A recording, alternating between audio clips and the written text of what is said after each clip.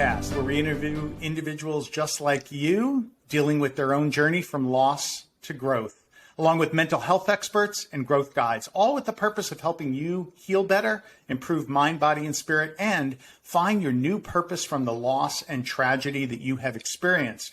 Hi, I'm Tom Pacello. I'm your host. I'm a growth evangelist, as well as, unfortunately, a fellow widower, having lost my beautiful bride of 19 years, Judy, almost 5 years ago now. My guest today is Jon Thurman. Jon is a business performance expert, and he's currently serving as executive vice president and a board member of Insurance Office of America. He's also a coach with LifeWork Leadership Orlando, and they help business leaders grow as transformative leaders in the community as they integrate their faith and their work in the marketplace. He does this all as part of what Jon calls his purpose, his mission, the ministry of availability. We're here to talk about an important challenge that I know many of us widowers have faced through the grieving process, and that is our leverage of masks. Jon Thurman, welcome. Thanks, Tom. Hey, man, it's great to see you here on screen. So oftentimes, we have the chance to see each other at the coffee shop, so it's super to see you here on screen. Awesome. And some of my best people and best guests are indeed from my local coffee shop here in Winter Park. First, I want to make sure that we've got a clear definition and we've got clarity around what the heck it is that we're even talking about today. So, Jon, what is a mask? Yeah, I've thought about that a lot over the years, Tom, and really, I think succinctly, if you think about anything that we might put on that would keep us from being our authentic self, with the key word there being authentic. Now, it's important to note that anyone that may have a figurative mask on doesn't suggest they're an inauthentic person. It just simply says, life comes at us hard. It hits us with challenges, people, situations, losses that cause us to have to lift the shield to basically oftentimes just to feel safe and to feel protected. So I think anything that might just, as I think about, we just put on in that figurative sense that blocks the world from seeing who we really are. Yeah. And I think, as men, as business people, and certainly those of us who are widowers going through the grieving process, I know it's something that I had to do right after loss of my wife, Judy. And I had to get right back to business. I was running a company. I was the founder of that company. It really relied on my persona, my involvement, my engagement. And if I didn't get right back in there and put on my happy CEO leader face, the company wasn't going to be around. And there were going to be 20 some odd people that were looking for new jobs. And I was responsible for not just my own family's healing, but for the care and comfort and, success of essentially 20 other families for these 20 other beautiful people that worked for me. And so that stoic mask had to go on right away. Why do you think that, and I've talked to other widower brothers, Jon, a lot of us had to do this in one fashion or another. Why do you think folks who are grieving leverage masks? Well, yeah, first of all, I want to make sure that I don't presume upon anyone's particular situation. But as I think about what I noted before, there's an innate characteristic within us to want to stay safe, right? And as I think about grief in particular, it hits at the very heart and soul of who we are, right? Mm-hmm. And, when you think about it, to the degree that we've lost something, right, that's once captivated perhaps our hearts, we want to naturally protect ourselves against another loss of any kind, right? And again, we oftentimes put up this wall of protection that ultimately, again, is that figurative mask. It's a way to protect ourselves from the potential pain of what might be around the corner, something we've previously experienced, but we don't. We want to shield ourselves from that. Yeah. I agree. The other mask, Jon, that I put on was one with family and friends. I wanted to appear as, again, kind of this stoic mask was the one that I chose to wear. And maybe that was my safe zone. Maybe being a CEO and a leader for so long, that was what made me feel safe. But one of the things that it did was, in a lot of ways, especially with my children, I think because I was so stoic, they were unaware a lot of times of just how much Dad was hurting inside and how I actually was grieving quite a bit. But I kind of chose to put that, very stoic mask on.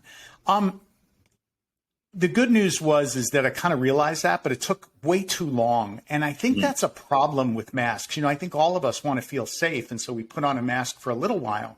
But I think the bigger problem, and you and I have talked about this, is when you keep it on too long.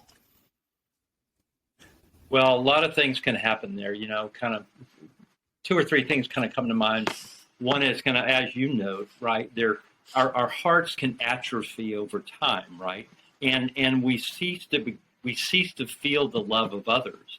They may be reaching out to us, but we may be numb to the actual intent or even the desire for it, right? So it's a little bit like there's a great quote. Actually, Norman Cousins took a quote that Albert Schweitzer had put out early on, and he added to it. But it says, "The tragedy of life is what dies inside of a man while he still lives." And Norman Cousins says, "The loss of genuine feeling."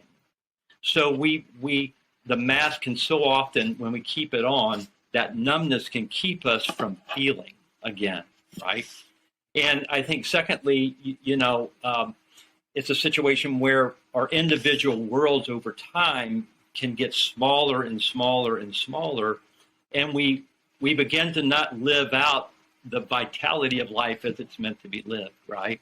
Mm-hmm. And I think maybe worse yet, probably the biggest effect is when we have the mask on too long, we begin to believe that the mask represents who we really are, right? And with that, we find ourselves living in this never-ending identity crisis because we've put forth the false self when in reality we're not living inside of our true self. And to your point, what you were talking about a little bit earlier, with your family, I look at my own life and I go back, and while I experienced, one of the losses I experienced was the fact that my father had actually, while he was still living, became basically not alive anymore, right? Figuratively speaking. I mean, that tragedy of life, what dies inside of a man while he was a dead man walking, in a sense. That sounds really harsh to say, but the reality of it was he got knocked down to the mat. Life dealt him a curveball. He got knocked down to the mat. And as a result, it caused me, in order to be safe from the person that he had become, I had to kind of put on this false self and was no longer living my true self, if you will, right? Because I needed to protect my heart. I mean, that's what I was doing. And I don't think that, when we talk about you've got this persona, this mask that you're portraying out there to your friends, to your family, to associates, to the world, and then you've got your real self.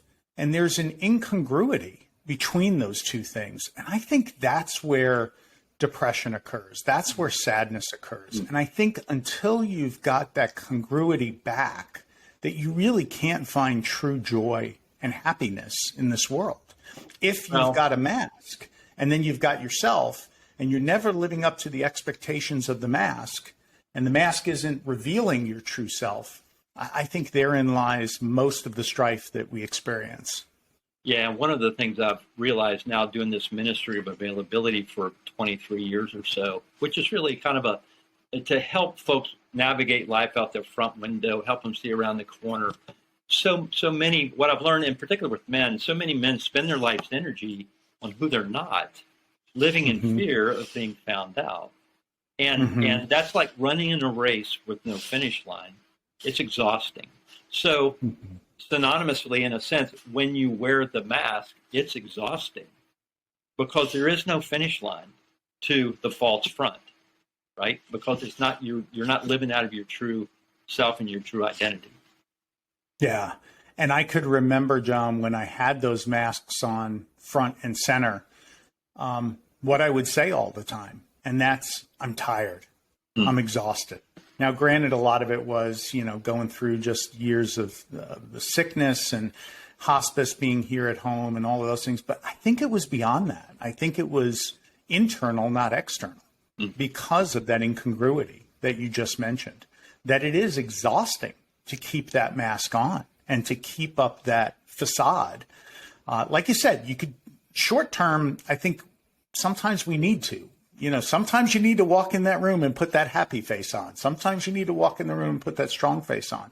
But I think over time, if you do it too long, I think you just become exhausted from it. Yeah, for sure. Yeah, definitely. So we talk about having the mask on and some of the issues. And as you were talking, Jon, one of my favorite song quotes is from the song Desperado by the Eagles. And you're losing all your highs and lows. Ain't it funny how the feeling goes away? I think there are many of us who'd love to get that feeling back, who'd love to not be so tired, who'd love to take the masks off. But they've been on so long. So, it can be difficult to do that. So how do you suggest brothers go about losing the mask? Yeah, well, one thing just to note too, when you keep that mask on for so long, the challenge is we can become so comfortable with it, we can kind of forget it's there. And truth be told, somewhat of like what we've experienced with COVID in a figurative sense, we kind of just accept it as our new way of living, our new normal living, right? And I think, the idea of having a true friend, someone who will be real with you, someone who will speak life into you, kind of an accountability partner is huge to help you navigate your way through that. When I think about one of the most simplest and expeditious ways to kind of lose that mask, it's this idea of inviting people into your story. Because the interesting phenomenon about human nature is that as you invite people into your story, almost irrespective of your story, they will see something of themselves in your story. And when that happens, you've made an emotional connection that transcends the mask level, right? And when you think about it, when you invite people in, it requires a measure of vulnerability, right? You have to be vulnerable in order to allow people in. And you ultimately find that there's real power in the transparency, right? You begin to see, as you come out from behind the mask, that over time we begin to see that this is the way we've been designed to be. This is who we desire to be. This is who we long to be. So I really believe that inviting people in to the power and of your story as they see themselves, it will free you up to experience the power of the transparency. And truth be told, can be used to be an agent of healing in the lives of other people. Yeah. And Jon, I want to talk about story a little bit, because the most amazing stories that we kind of get sucked into, even when there are superheroes involved, the best of those stories, what's the key? The superhero is vulnerable, right? They have a weakness. They're not super in every way. And I think we try to go out there like we are superheroes, and you don't connect with the superhero if they're flawless and they have that. What we connect with are the flaws in those superheroes, the humanity of them, not the superhero-ness. Yet we as men go out there trying to be superheroes all the time, when the better story actually could be to let those vulnerabilities fly. You can come off to be too vulnerable at times, right? And but I think showing some of that vulnerability will actually endear people to you. And I know that when I started to do it, when I started this ministry of growth through grief, my girls really didn't see me reflecting grief very often. I was stoic, and I was too stoic. Yet when they saw this and they read some of the stories, and for the first time, I think they realized, wow, Dad was deep in this. He was really feeling things. And I think that's, there was a vulnerability there that they hadn't seen. They loved the strength I was portraying, but they didn't see that vulnerability. And so it may be actually an incomplete character. Yeah, and I get back, I would contend that, back to that notion of authenticity, right? I truly believe that authenticity is the most foreign language in the world that people are desperate to speak. and to hear, right? And the best way to help someone be authentic is to be real yourself, right? Yeah. So I think Tom, there's a passage in Scripture for those that kind of read Scripture in 2 Corinthians 12, where Paul is talking about this thorn in the flesh that he has, and he beseeches the Lord 3 times to take it away, and the Lord clearly says, I'm not going to, but my grace is sufficient for you. I'll perfect my strength in your weakness. And for the longest time, I read that passage and thought, I'm clinging to that. Why am I still struggling with some of this? And that's when I realized that I'd read only through 2 Corinthians 12:9a. Then when I read 12:9b, it said, I therefore, Paul, will boast all the more of my weakness so as to rest in your strength. So the principle behind that is, if you want to unleash the power of the all-sufficient grace, you have to lead with transparency.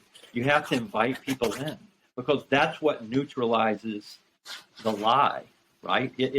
That's what makes the ground even again, right? So that's something to think about. And a lot of times we try to cover up that thorn, or we ask for relief from it rather than embracing it. And one of the things that I love is Japanese kintsugi, which is golden joinery, where you've got an ancient Japanese warrior broke his famous favorite teapot, sent it off to China to get fixed. It came back with staples.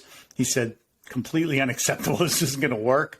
And he had his craftsmen join the broken pieces together with gold. And what came out of it was stronger, better.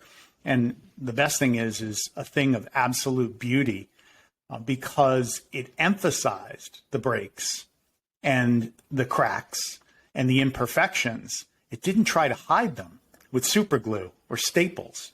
And so I think that if we're able to embrace those unique issues that we have, embrace the unique challenges, and show off the cracks and the breaks and the imperfections, and not just show them off, but feature them in a way that isn't that a thing of much more beauty than what it was before.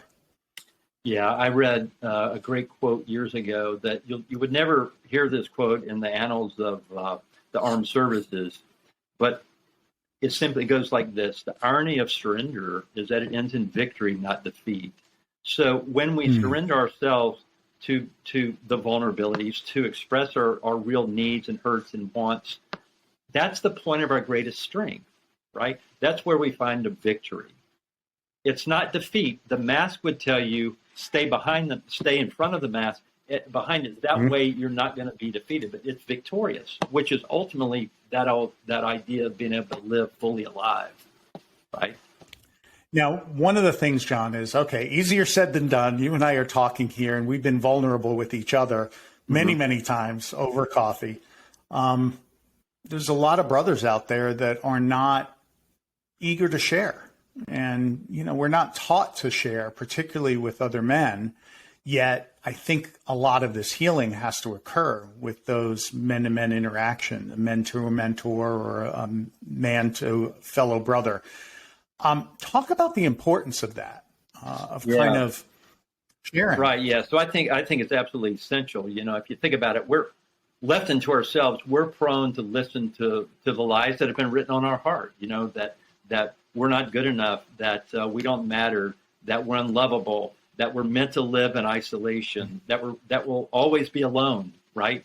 We'll never meet anyone new, this kind of thing, right? So I say it this way: I think we all need a refrigerator friend, and that's a friend for me. I had the blessing of having a refrigerator friend for 19 years, and he and I had spent over 7,000 hours together. And this is a guy that will come to your house, doesn't knock, walks in, goes to the refrigerator, gets food, doesn't ask, sits down and says, "Hey man, how you doing?" And you're going, "I'm doing great. How about you?" But it's someone that you're so comfortable with, this idea that it's a place to be not well known, but known well. And to your point, Tom, this idea of being fully known, right? There's no safer place to be than to be fully known. There's no need to hide. There's no need to run. There's no secrets. We get to plumb the depths of our transparency. We get to simply rest and just simply be loved, right? And the challenge is finding folks like that. But I will contend that as we are vulnerable, as we speak with a measure of authenticity, as we invite people into our story, that will help us accelerate to move beyond the surface level of conversation and into substantive things that matter, in particular things of a healing nature. Yeah, and your quote is, "To whom do you go to become fully known?" I love that. I think that's a challenging question that we all need to ask ourselves. And if we don't have that person, I know for me, unfortunately, I lost that person. He was my mentor, and I lost him 10 years ago, before I lost my dad, before I lost my bride, before I lost a business partner, my brother. I mean, there's been a lot of loss since then. And I go out to Boulder, where he lived, and I just came back from there, John. I think you know that on this trip. And I do pilgrimages back there to kind of connect with at least his ghost and his late wife, or his wife, who's still alive. And it helps me because I still feel like his presence is there, and I feel like I'm known there, if that makes sense. And then one of the things I did, and I didn't have this right away when my wife passed, but I happened to be introduced to one widower, which then became another widower, which then became another. And we have a little group. And it took us a while to get comfortable with each other. I mean, we would share some things, but we kept at it. We grabbed coffee together. We went out to a restaurant and ate a few times. And I think this is kind of our fifth meeting formally with the bigger group. And in the beginning, we'd talk a lot about the stories of our late wives. We'd share a little bit, but this last meeting, it was all about sharing some of the deepest challenges that we faced through the process. But it took that long to kind of feel comfortable and begin trusting each other. I think because as brothers, we just have that barrier up. Sure. Men weren't taught to hug other men. We weren't taught to talk to them. I don't know how your dad was. My dad was an athlete, a great man, but he wasn't exactly really good at sharing feelings. Yeah, for sure. Well, yeah, I think that's why I talk about this idea of plumbing the depths of transparency, right? And you are weaving the fabric of life together as you plumb those depths, and you get stronger together, right? And that's the key, Yeah. And I do think that we need that kind of support. I know I didn't have it. I had great friends who were looking out for me, but that intimate sharing where someone who's gone through a similar experience, I do think that that's really important to have through this, or a mentor who's been with you long enough and seen enough of you that you can go to as well is also important. And if you don't have it, what do you suggest, John? I mean, how do you go about kind of getting that mentorship going, or getting that friend to whom you can go to become fully known? Yeah, I would say that there is an interesting dynamic, because there's as many men desiring that as you desire it. But someone has to take the initiative, right? Someone has to take the initiative. Yeah. And ultimately, I say lean in, engage, right? Discover the revelation of God's will each and every day by faithfully engaging the day. Sit down with a person that you see with an open seat and just say, hey, can we visit? If you see someone, reach out and reach into them. You never know, right? You just never know. When I look back at my refrigerator friend and I think about what is it that intimacy of friendship brought to me, it was this circular pattern of a desire to be pursued, a desire to be understood, a desire to be fully known. And because you know me fully, a desire to not be judged. And because you don't judge me, you love me. And because you love me, you pursue me. And then you just understand me and you allow me to be fully known. It's a beautiful picture of friendship, right? But someone has to take the initiative. It's just what it requires. Yeah. Yeah. And in that, what I also found is take the initiative to get together. And then, you've got to take that mask off first. A lot of times, if you want to be fully known and you want to fully know the other person as well, you do have to be vulnerable. And that too can be difficult. Yep. Jon, what's the one thing when it comes to masks and what we talked about today? What's the one thing you'd like to leave our widowers, our growth warriors with today? So here's a statement, right? And just a statement to really park on and think about. It's simply this: if you live life behind a mask, only the mask is getting loved. Mm-hmm. If you live life behind the mask, only the mask is getting loved. So many people, if not most people, are only knowing love at the mask level. And by extension, they only know how to give it at the mask level. But God made us and intended us to be relational creatures, right? He designed us to be an authentic relationship with one another. He's called us to love others, but we can't give away what we don't have. So as we come out from behind the mask, as we free ourselves up to receive the love from others in an authentic way, we are then given that opportunity to extend that love to others. But it takes an action on our part to remove the mask and allow ourselves to be loved below the surface. Totally love that, Jon. I think you summed it up so perfectly. If we're not willing to take off that mask, only the mask gets loved, and it's shallow. It's a shallow love, and it doesn't go deep. It doesn't really touch the true us. And again, there is that incongruity, right? And the challenge is, by extension, if you think about it, to the degree you have generations of people that have only been loved at the surface, and they extend to others, the generations cascade, and you have this generational impact of surface love, right? And so, kind of plant the flag and set the course and be the guy or gal to take the mask off and, lean in. Yeah, and we didn't talk about this, but I'm sure, as we live in a very social network-oriented world, it seems like masks are all that we put up there, right? The persona of what we are, living our best life on Instagram, living our best life on Facebook, right? So you almost have to work a little bit harder to take that off, or maybe don't participate in those mask-oriented kind of fronts that are put up there, so you can be more authentic. And some of it too is to challenge, yourself to engage conversation rather than asking someone, "Hey, what do you do?" The natural question people ask when they run into you. Ask them, "Hey, what do you really do?"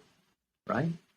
Take a little bit of a risk there and see if you can get below the surface sooner, because it's amazing how quickly you can get there if you just get that mask off. Love it. Jon, how can people in the Growth Through Grief community find you online? Well, the best way is likely to go to my LinkedIn page, and it's pretty simplistic, but it's JonThurman,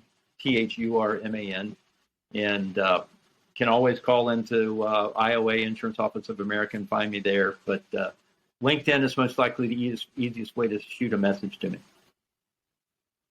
Yeah, connect with Jon. I'm sure he'd love to hear how you leveraged the advice that he gave today, what your experience is with it. I know I would love to hear that as well, if anyone has been touched by what Jon had to say.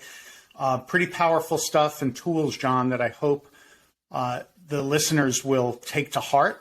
If you want to be loved truly, deeply, take off the mask. If you want to be healed and you want to be happy and joyful again, I think, the mask was put on to protect you. Get it, totally get it through the grieving process. But eventually it's got to come off. And I know from my personal standpoint, I didn't really start my healing until I was able to take that mask off and be completely vulnerable. And Jon, thank you for helping me to do that. Thanks for having me, and I appreciate it so much. Thank you. Yeah, thank you all for listening to the Growth Through Grief podcast. If you like what you heard, please hit like, be sure to subscribe, stay up to date on the latest podcasts. And until next time, my growth warriors, keep growing.